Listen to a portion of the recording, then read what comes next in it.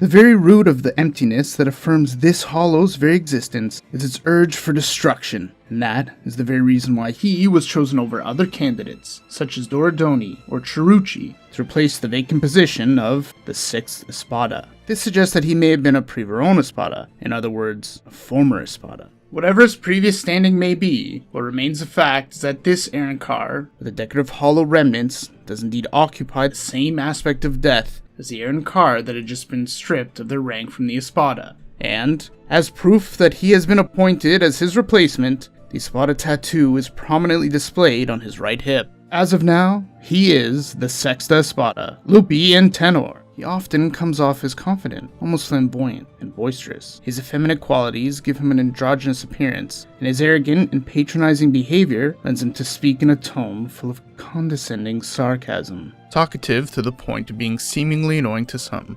The fact he's the only member of Aizen's army to regularly join and chat with Gin, somebody who isn't well liked by the Espada, for hours and hours, speaks much about his narcissist need for attention. Because as a matter of fact, I don't think he likes Gin either. Luppi's mood to talk is almost apparent when he displays his haughtiness and sadistic tendencies. The new 6th Espada enjoys insulting the former 6th Espada. This shows a need for Luppi to keep Grimmjow feeling inferior and insignificant, because deep down, he hates him. Luppi feels as though he's been wronged by the other's existence. It was an inherent hatred toward the other Car that shares his innate sense of purpose, as their desire to destroy comes from the same place as their source of fulfillment. For that is the aspect of death that they represent: destruction. Both of them are hotheads, who find meaning in the things that they have destroyed. In other words, they are always in the search of something or someone to destroy to make life worth living. Similarly, as much as they seek to cause destruction, the two hate being looked down on. The two of them are ill-tempered and rash, having shown a tendency to be quickly irritated to those that interrupt their battles, to those that mock them, and above all, to those that pity and underestimate them. They refuse to be pitied, and they will destroy any that dare underestimate them. But as long as he's the one that bears the rank of Espada, it will be him that embodies destruction. Don't bother about him. He's not even an Espada anymore. He's worthless.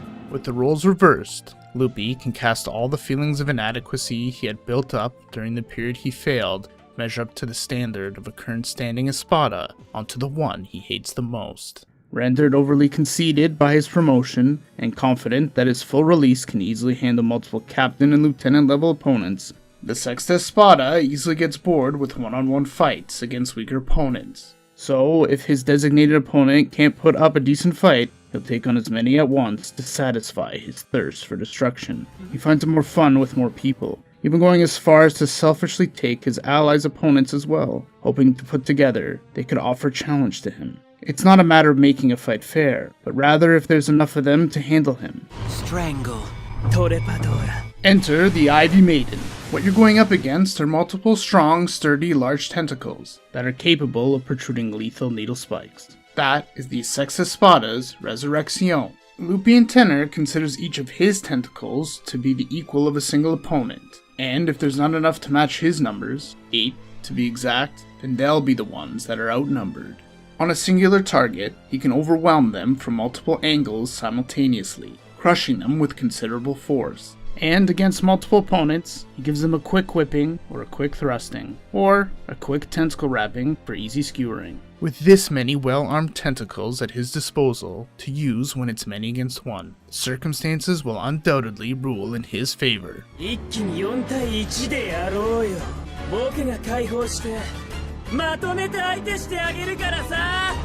better than random one-on-one matchups, and it's effective.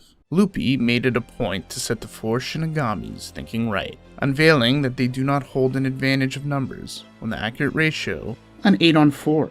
The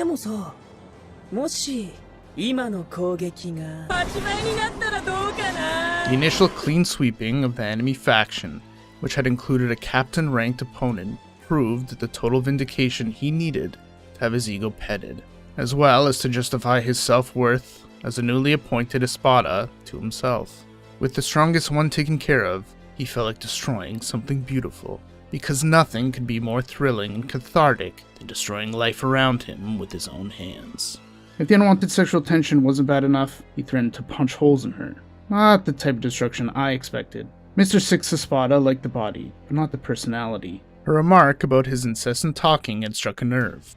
Despite her being the helpless captive, who was in no real position of power to say what she said, still had enough influence to damage his ego badly. You talk a lot of trash, but can't take it.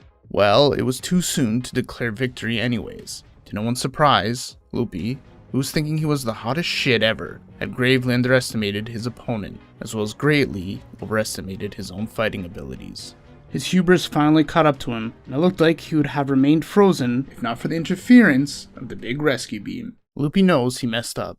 He shouldn't have dropped his guard, so to save face, he stated that this loss was only due to not taking the fight seriously to begin with. But to discover that he was never a part of the main act, but as a secondary role of distraction, really bruised his already damaged ego. Making matters worse, Aizen, upon hearing Luppi's discontent, reminds him that he couldn't even distract until completion. Not to mention, it was all just to capture a human woman. However, this human apparently possessed the power to fully restore Grimmjow's destroyed arm. As a possibility, Luppi could be replaced, which prompts him to protest out loud. Even if it's within the realm of impossibility, his position is jeopardized, and thus he threatens to kill Orihime in an attempt to shake her up from properly healing Grimmjow's missing arm, and show Aizen that this was all for naught.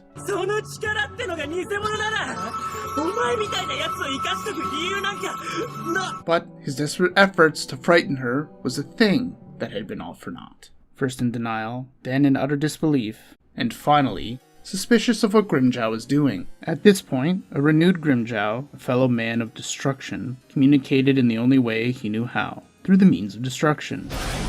That is, Luppi's last memories in Espada. Wow, Aizen really didn't care that Grimmjow just blasted him. That really shows how much he cared. I mean, the subtle mockery of Luppi getting beat up pretty much foreshadowed what was going to happen. It was evident that he set this up for entertainment purposes and as a way to motivate the former Espada. There was a reason he was brought along to be poked and prodded by his replacement. Whether Grimmjow or Luppi was going to be on top didn't matter to him. The chain of events had unfolded the way he planned, knowing that Grimmjow would seek to reclaim his rank in the process once he regained his power. It was then and there for the successor to prove if he was truly deserving of the rank of the Sixth Espada, and if they are capable enough to be more than a mere substitute.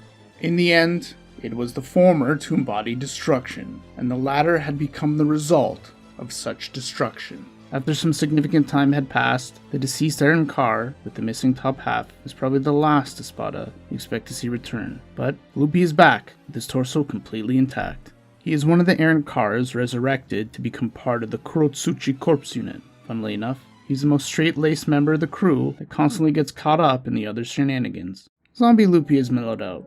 You can say he has been humbled by his experiences when he was alive. Previously so talkative in his first life as a hollow, has wound up as a hollow husk, who can no longer express their true selves. However, he isn't like that he's living beyond death, because this is not how things should be for a hollow. Despite being made stronger, his drive towards destruction has seemingly dissipated. Luppi has been presented with the opportunity to fight the young captain he had vowed to kill, but after seeing that he had been in a broken state, he felt no desire to kill him. Even after hearing that the captain had returned to normal, he had no interest in breaking something that had already been broken. No reason to dispose of someone with a tainted status, as he's deprived of the experience as well as the emotional connection of being the one to inflict it. He got to the captain too late, and only managed to get basically remnants from what was once leftover scraps. Luppi had been given a second chance in life, but had lost all purpose and had nothing to fill the emptiness within himself. He's merely existing,